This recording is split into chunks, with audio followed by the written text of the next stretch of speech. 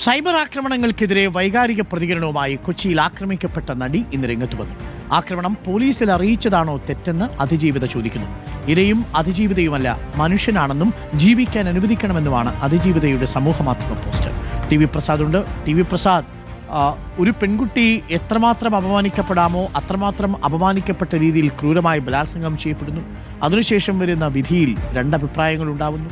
വിധിയിൽ പാതി നീതി കിട്ടി എന്നൊരു വിഭാഗം പറയുന്നു. അതിൽ പുറത്തു വന്ന കുറ്റവിമുക്തരാക്കപ്പെട്ട പ്രതികളുടെ അനുകൂലികൾ ചേർന്ന് ആ നടിയെ വീണ്ടും ബലാത്സംഗത്തിന് വിധേയമാക്കുകയാണ്. സമൂഹ മാധ്യമങ്ങളിലൂടെ ഈ നടിയെ നമ്മൾ ചേർത്തു പിടിക്കണ്ടേ?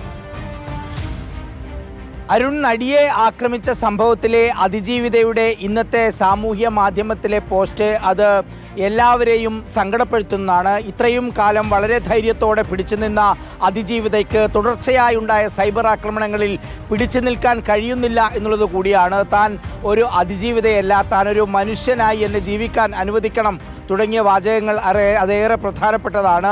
താനൊരു തെറ്റ് ചെയ്തു പോയി, അതായത് പോലീസിൽ ഞാനിത് റിപ്പോർട്ട് ചെയ്തു പോയി, പരാതി കൊടുത്തുപോയി എന്നുള്ളതാണ് താൻ ചെയ്ത തെറ്റ് എന്ന് അതിജീവിത പറയുന്നതിലൂടെ ഒരു കാര്യം വ്യക്തമാണ്.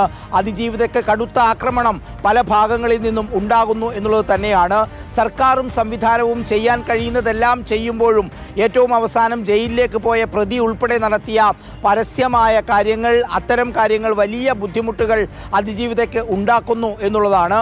താൻ ഒരു പരാതിയും കൊടുത്ത് ഏറ്റവും അവസാനം ആത്മഹത്യ ചെയ്യണമോ എന്ന ചോദ്യം കൂടി അതിജീവിത അതിലൂടെ ചോദിക്കുന്നു എന്നുള്ളതാണ്. എന്തായാലും അതിജീവിതയ്ക്കുണ്ടായ ബുദ്ധിമുട്ടിന്റെ ആഴമാണ് ഈ പോസ്റ്റിലൂടെ പുറത്തേക്ക് വന്നത്. Arun, thank you T V Prasad. ഒപ്പം നിൽക്കണം, അവൾക്കൊപ്പം തന്നെയായിരിക്കണം, അന്നും ഇന്നും എന്നും ഇനിയുള്ള കാലമത്രയും.